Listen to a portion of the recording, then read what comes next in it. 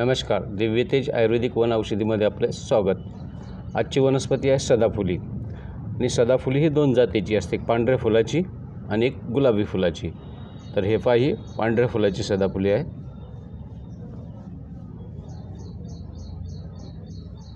ही पांढऱ्या फुलाची आणि ही गुलाबी फुलाची।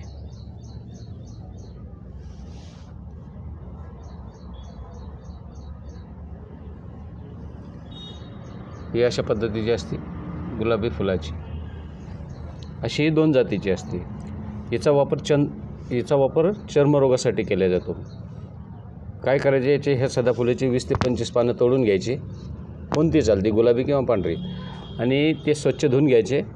100 ml खोबरेचं तेल घ्यायचं, त्याच्यात जवळपास 25-30 पानं टाकायचे, उकळून घ्यायचे, चांगलं हलक्या हाताने जाळ लावायचं, उकळून घ्यायचं। उकळून घेतल्यानंतर ते गाळून घ्यायचं, गाळल्यानंतर ते पानं फेकून द्यायचे आणि ते उरलेलं जे तेल आहे ते तेल आपलं खाज खुजलीसाठी वापरायचं।